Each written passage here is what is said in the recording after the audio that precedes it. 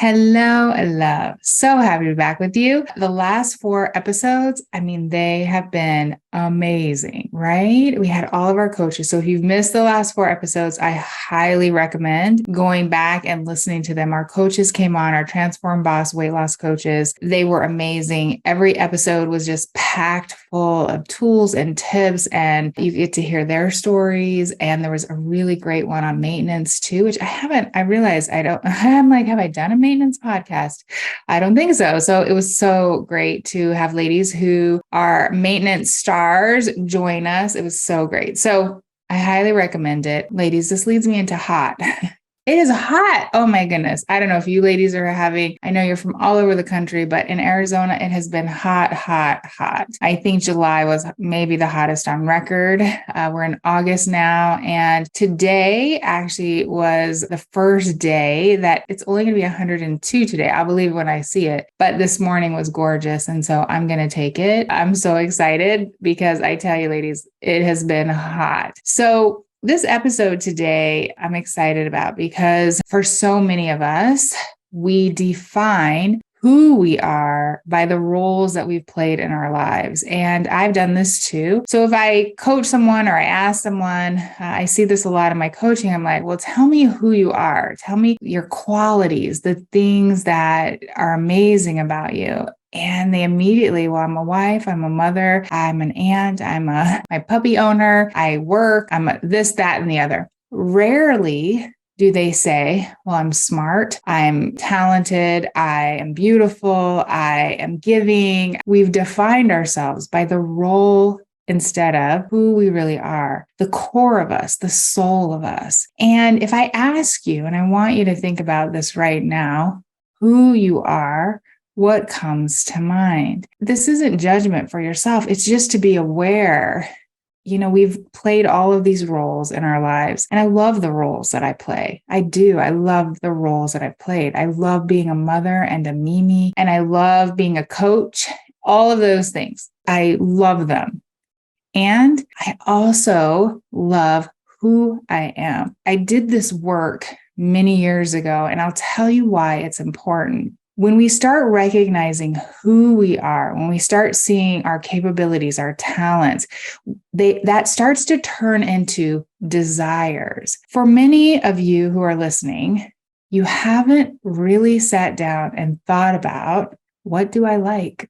What's important to me? What food do I even really like? What do I enjoy doing? What makes me laugh? What is fun? What do I want to do with the next 40, 50, 30, 20, however many years you may have left on this planet? What does that look like? For so many of you, and I was like this for so long, life just happened to me. And I had these roles that I was playing, and I didn't really think about curating my life, about creating a life of my dreams, the life that was meant to live, the purpose. And again, I love all the roles. I still play them. They're a big part of who I am. But I also love creating a life that looks like mine, knowing what I desire, knowing what excites me, knowing what, really drives me, what the contributions I want to make in this world. I love serving. I love helping. I love supporting people. It's foundation. It's why I love being a coach.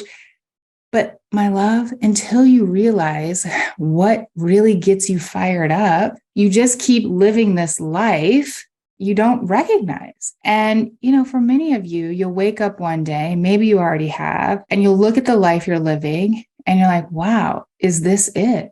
Is this it? And I just want to offer to you that whatever your life is, amazing, beautiful, painful, sad, all the things that a life is, you get to today decide what your life will look like. You get to decide how you want to show up. You get to curate the life of your dreams. Now, you may be asking, Shannon, how does this relate to weight? See, carrying extra weight, although it shows up in a physical way on our body, you carry extra weight because of how you think and what you feel. Your body, the physical part of it, it's compensated, right? It's you eat extra food than what your body can burn for fuel, then it stores it for you. That's just how our body works. But food and carrying extra weight and using it as a coping mechanism, using it as a way to numb yourself, well, that is your thoughts and your feelings. And this is important because we will want to do all the things. You're like, if I just do all the things, if I just eat this or eat that or exercise more or do the things, all the things, then I'll live this amazing life. And I just want to tell you, you can have a body that you want. You can have all the muscle, all the thinness, all the things. But if you have not worked on your thinking and how it creates feelings in your body, and you haven't learned how to feel emotion, you will live a life that doesn't look like yours. You will live a life that most likely you'll put the weight back on. We've all done that. And it's because your thinking is what contributes. It is the main thing that has contributed to why you carry extra weight that you don't want, or why you're not doing the things that you want to do. It is the way that you think and the way that you feel.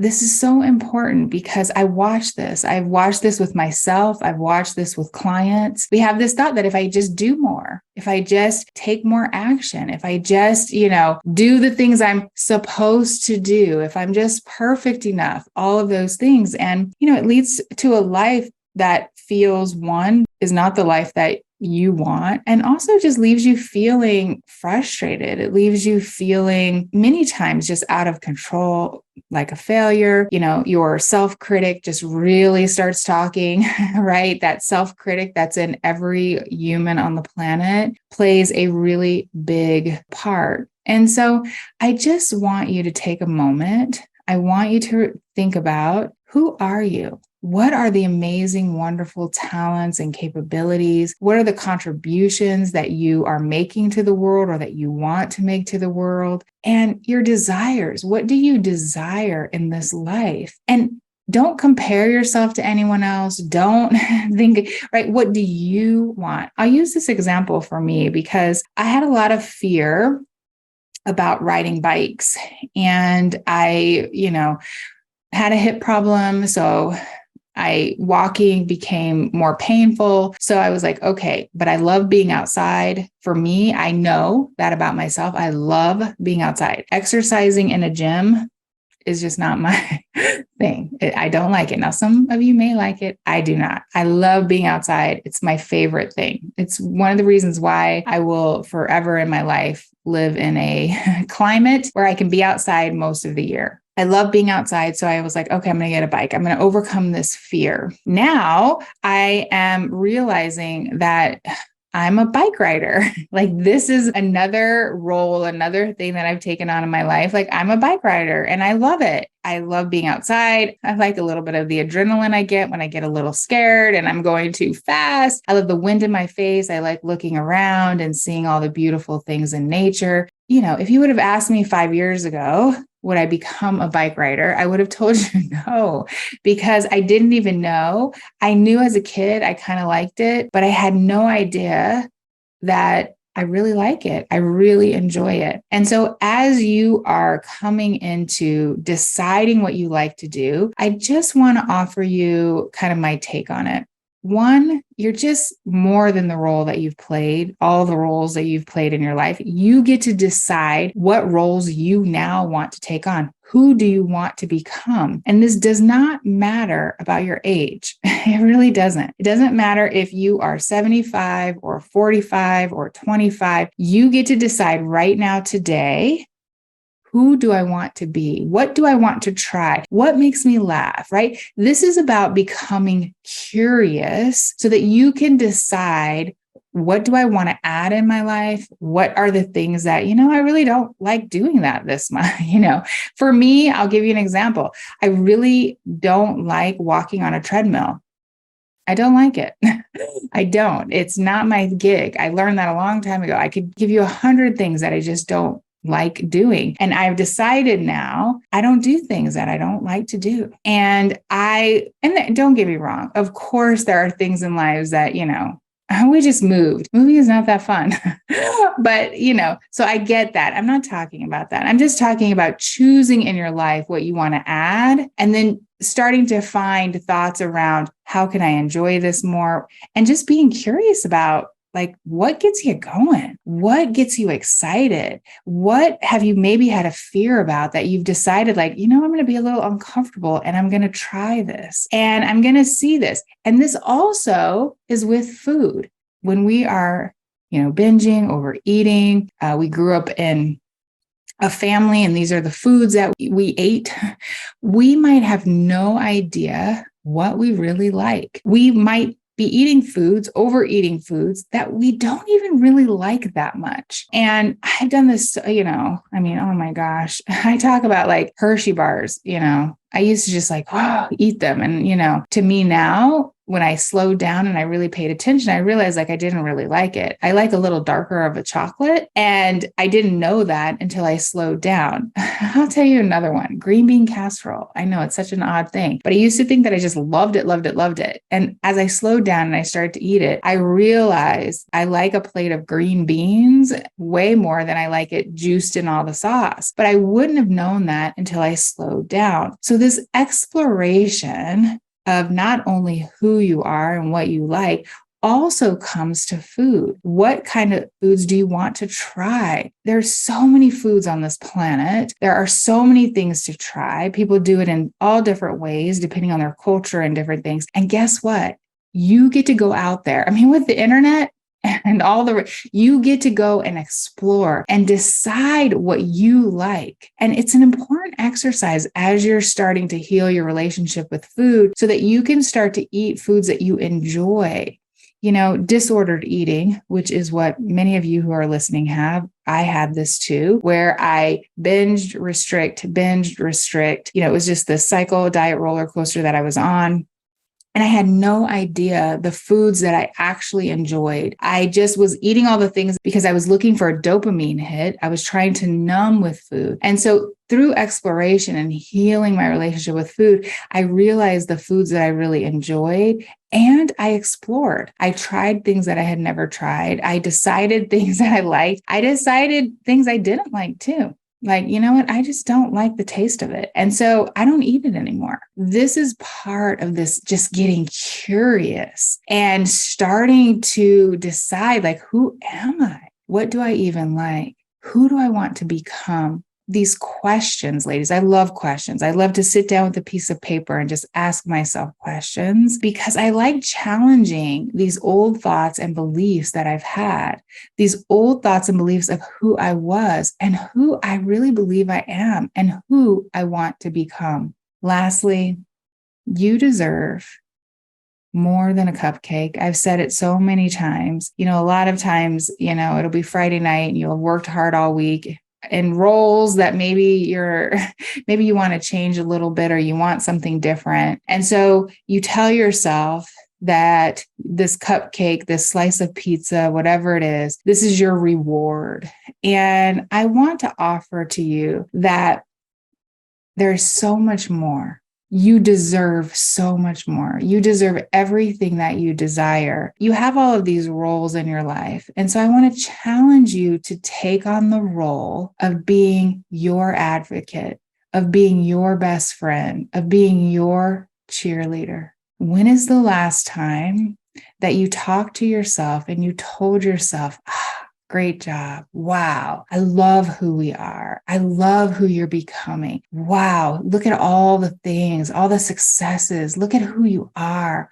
Oh, just so in love with that. When is the last time you did that for yourself? You do it for everyone else, but when is the last time you did it for yourself? You deserve to take on the role of being your biggest cheerleader, your biggest advocate. You deserve a life that you want. You deserve your desires, all the desires. And my love, food is such a cheap substitute for the life of your dreams. And if you want to take this work deeper, go to jointransformboss.com. You can learn all about it. You can see, what's going on, if we're opened, if we're closed. Also, if we're closed, you can take my free course because this work, this thinking, feeling work is the work of your life. You can try to do more. You can.